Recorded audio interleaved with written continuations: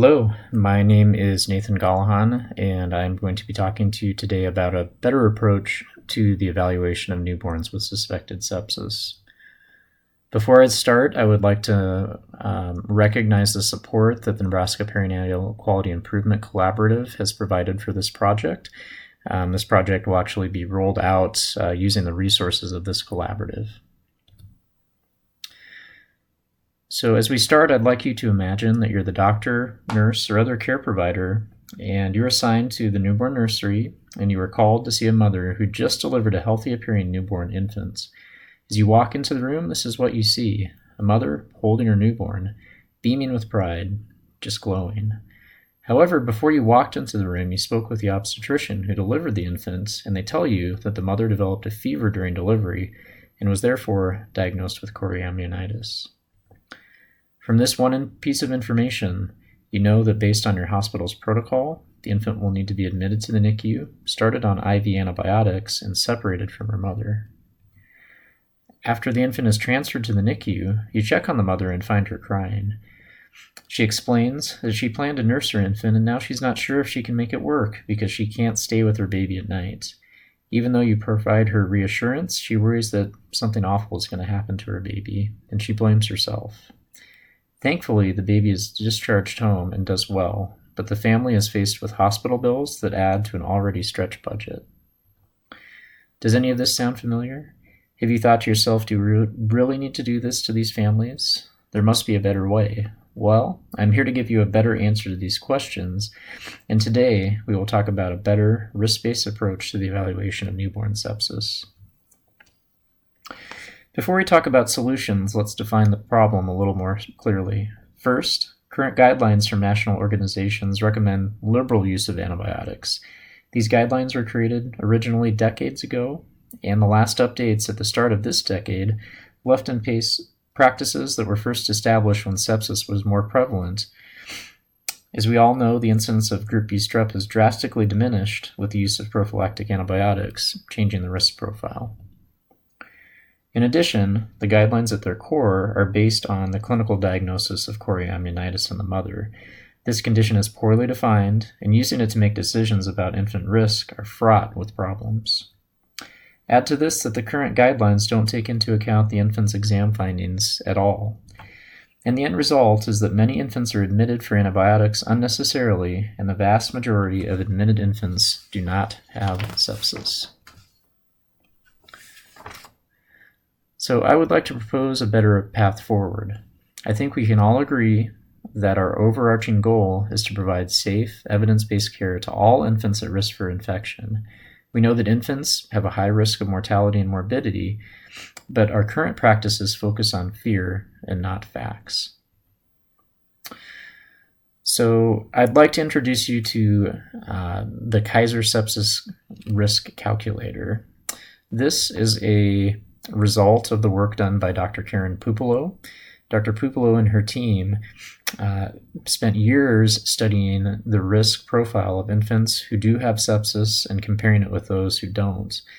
And the end result is a web-based interface that allows you to input the individual risk profile of a specific infant and get recommendations immediately that guide your decision and practice and choices about antibiotic selection and use.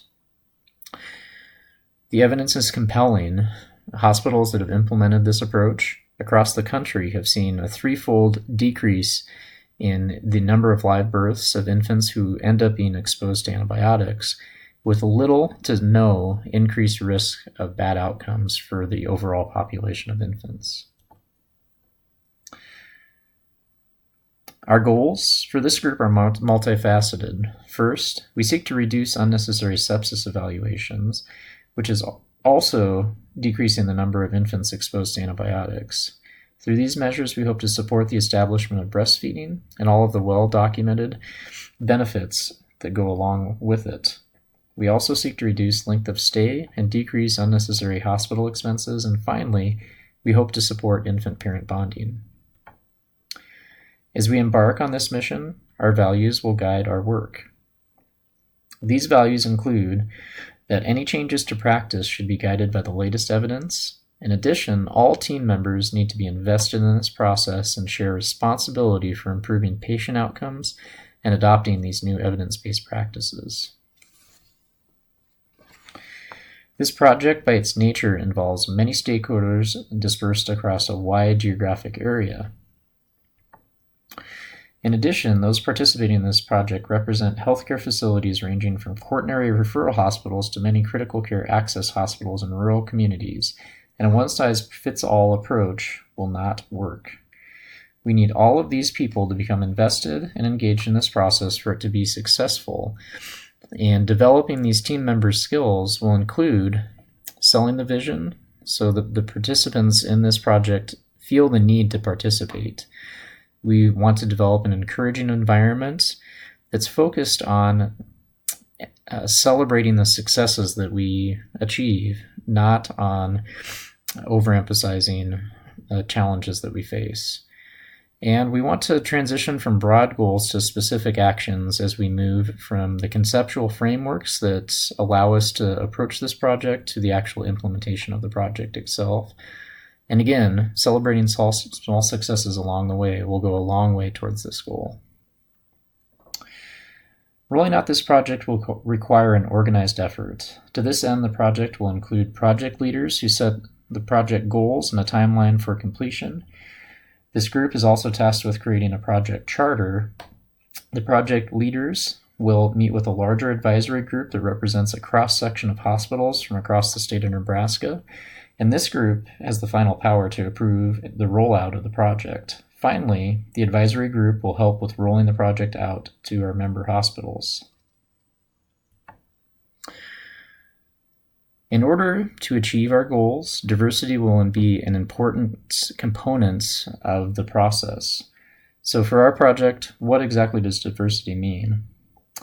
Well, diversity is important because we may miss opportunities to engage with important stakeholders and community members if we have a team that does not represent the broad swath of hospitals across the state of Nebraska.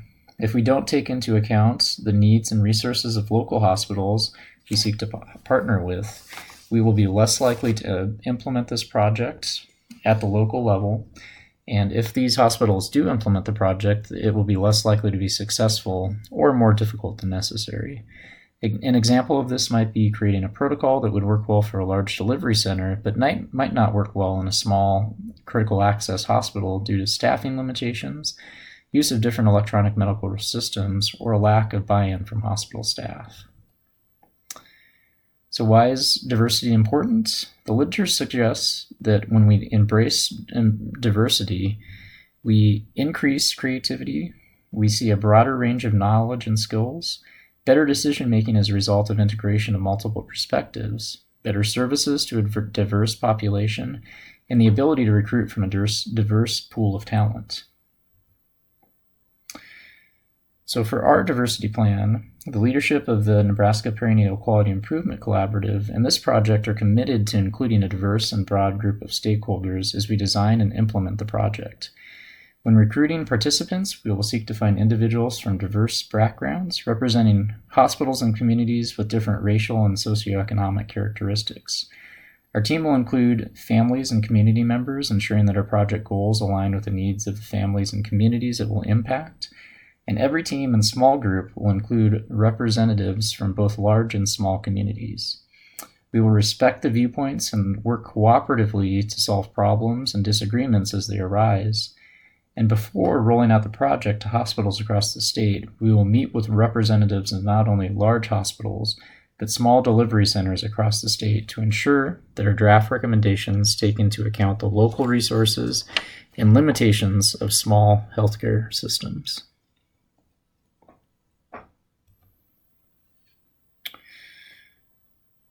So whenever a group takes on a project of this type, having a way to measure success is a crucial component of the overall implementation and success of that implementation. Our core measure of success will be decreased antibiotic utilization rate. This is an indication of how many infants are being exposed to antibiotics out of the total population of newborns. Our goal is to decrease the antibiotic utilization rate from 25% as it currently stands to 10% over the course of the first year of implementation. This project is already in progress. Today's presentation is part of an effort to get the word out about antimicrobial stewardship for newborns and to start to create momentum to bring this change to fruition. We've already outlined our goals and engaged with an advisory team. Our next goal is to roll out the package to community hospitals that allows all of our member hospitals to begin screening infants and using the sepsis calculator, with a goal of screening every infant by the end of this calendar year. A year from now, or a year after that initial goal is met, we will also plan to have all hospitals following the recommendations generated by the Kaiser Sepsis Calculator. In the end, this is why we're embarking on this project. At the end of the project, we hope to have a protocol that each of you can take back to your home institution and implement based upon your local resources and needs. Together, if we share the vision, share the work, and share our common goal of creating healthy, happy families like this, we can make an immense difference for innumerable families and reduce the burden of unnecessary care that currently exists with our current practices. This is a list of additional resources that you can look at in order to dive deeper into the literature behind the implementation that we've outlined here.